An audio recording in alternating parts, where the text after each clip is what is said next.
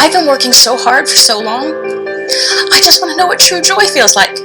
On the surface, Valerie Bertinelli exudes joy. For years, her bright smile has been lighting up the screen.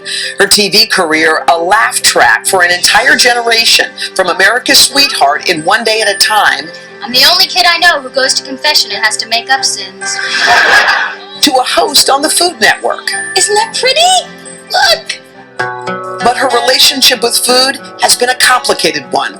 Like so many people, Valerie has dealt with years of seesaw dieting and weight gain. I use food as a way to not feel the sadness. That honest interview resonated with so many of our viewers. One writing, "Wow, I cried so much with her. I saw myself." When you spoke out, there was a chorus, like an army of people who nodded their head. One woman said, "I'm you. I'm you." That's powerful, isn't it? Very, very. This one, it felt like I was looking into a mirror into my soul. Wow.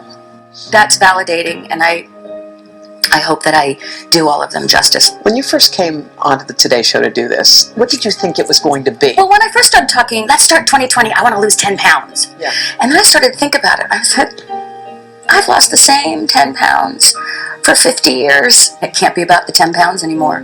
It just can't. I have to learn how to love myself today as is. As is. As is.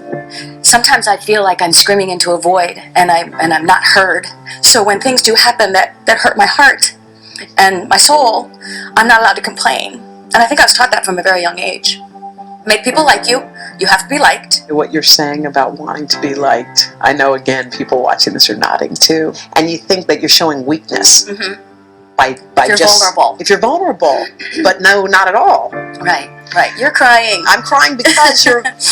I do think there's something about you that's unique. And not unique. Really. No, I'm just like everybody else. Yeah. I have a very blessed life, and I am incredibly grateful. But I have a lot of pain in my life, too, that I don't get to express. Where do you hope this group of you winds up at the end of this journey? I may not lose any weight on this journey, but I might just lose the weight that's sitting on my shoulders and on my heart. I think we could have made a difference in some people's lives, and selfishly, hopefully mine. So Valerie, I'm so excited. We introduced Valerie to mind coach Angie Johnsey. I'm going to leave you guys to your session. Valerie, good luck. Yes, You're in great hands with Angie. Thanks. So basically what this is... The two spent time working together, helping Valerie unpack and organize her feelings. So this would basically represent your mind. The idea to have Valerie visualize her mind as a blueprint of a house. And it's a way for you to organize your thoughts to see where your mind is taking that mental energy the most. A tool to control her negative thoughts. Give me any thought that comes to you frequently. You are a failure because you lose weight, you gain weight. Okay, the mind really likes to hang out here. The goal to turn down the volume of negative voices. You're not broken. I can't tell you how hard my mind is fighting back right now. It's okay. But I'm hearing everything you say. Yeah. And it's really, really profound.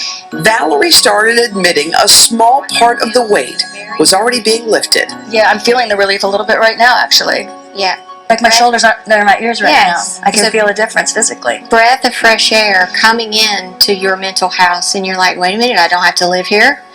And this tormenting move. voice all the time, I really don't. You can get out. You can just be Valerie, one day at a time. Oh, Valerie and mind coach Angie Johnsey are with us this morning.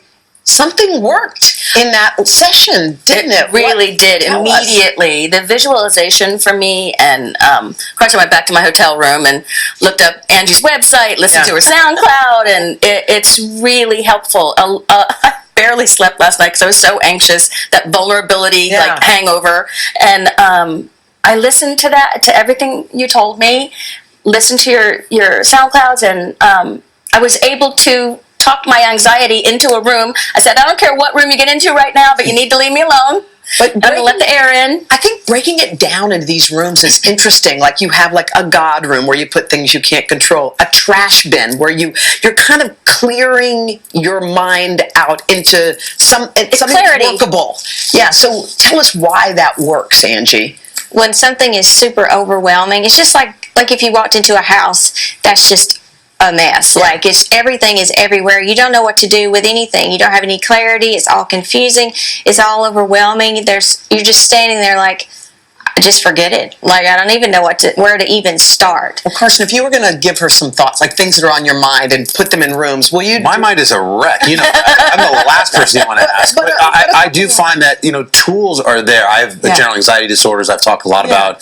The tools are out there, and they do help a lot, and there is a relationship between your mind wellness and food, for sure. Mm-hmm. But how hard has it been to keep those thoughts compartmentalized into these small places? Do you find yourself getting kind of overwhelmed again? Not yet, because I think by continuing to listen to Angie speak and her meditations, I'm going to start on the way home on the airplane tonight, I'll listen to a lot. I'm also going to talk like you. I'm going to start talking to that accent because I love it so much. It's very soothing. But right now it's not hard, but I'm sure if I don't listen and I don't practice it every day, it will get more challenging. Angie, for folks who are watching, folks who are listening right now, who might want to start this journey, what are some things that they can do right now to find balance, to maybe stop some of the, mindless eating that they may be dealing with? Well, the first thing that you can do is what we did with Valerie yesterday. And you can go to the website and you can print off that map that we used. And you can start to just do the mind dump that we did. And we dumped out everything, every thought. And you're starting with this mental consciousness and saying, well, let's get aware. Let's take an inventory of what is going on inside our mind. And we're going to go online because we're going to take care of that. And also, you've got some emotional eating tips. You say practice the consciousness, curb your sugar, and just get moving. Move your body. That helps too. I think the curb the sugar is super important because it is addictive. Well, okay, Valerie and Angie, thank you so much. Valerie, you're going to stick around, guys. Yes, I'm going to cook for you. Valerie's going to stick around. She's going to cook a recipe from that Start Today meal plan. By the way, apparently it nearly broke the website. Of course, that's what happens with you. All right, and also for more on this journey, you can go to today.com/starttoday. Valerie is sharing the one small thing she wears every day that reminds her to be positive. And if you want to get on the train with Angie, this is good. She's got 5 small things you can do every morning to be more mindful. Plus, and I love this, on our Instagram page, she's going to offer more tips on how to stay mindful, organize your thoughts. You came to us because Maria Shriver said you were top drawer, and you are top drawer. Thank you, Maria. Valerie, and you're helping all of us. Birmingham's Thanks, best. Yeah. Thank you.